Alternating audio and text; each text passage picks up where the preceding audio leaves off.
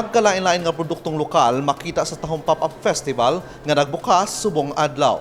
Samtang binibining Pilipinas official candidate Tracy Lois Mangaran Bidua, ginbisita si Mayor Jerry Treñas.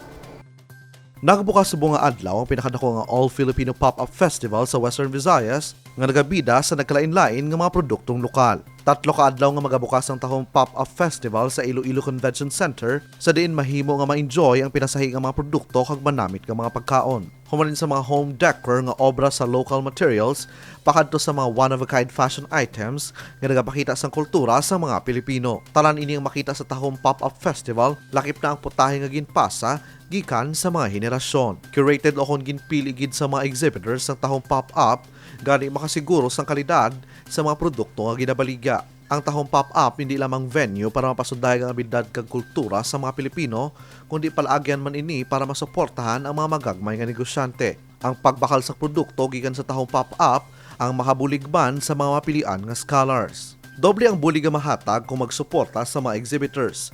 Bangod sang epekto sini sa ekonomiya, lakip na sa palangabuyan sa mga negosyante. Biyernes o konsubong adlaw, nagbukas na ang tahong pop-up festival.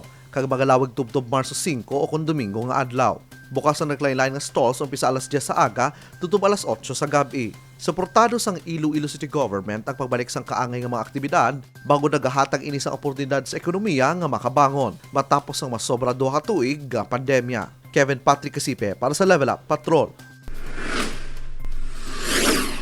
Puno sang kalangka kag pagpasalamat kag bisita ni Miss Iloilo Binibini, Tracy Lois Mangaran Bidua, si Mayor Jerry Treñas, kag personal nga ginpalabot ang matahom nga balita nga siya ang napilian bilang isa sa mga opisyal nga kandidata sang Binibining Pilipinas 2023. Ginkalipay man ini sang alkalde kag gilayon nga nagtanyag sang bulig sa kandidata. Suno kay Mayor Treñas, ginapabugal gid niya ang paghatag sang dungog sa syudad kasubong sini. Kag handa ka magbulig sa labot sang iya masarangan. Madumduman nga ginkoronahan si Tracy bilang Miss Iloilo second runner-up kag ginanunsyo sa sashing ceremony bilang Miss Iloilo Binibini. Siya ang nangintiglawas sang aton syudad sa Binibining Pilipinas screening kag nangin madinalagod nga napilian bilang isa sa opisyal nga mga kandidata sang Binibining Pilipinas 2023. Si Binibini 17, Tracy Lois Mangaran Bidua, ang bugal gid sang aton syudad kag magapasimpalad ang gundalon pa uli sa Iloilo ang corona.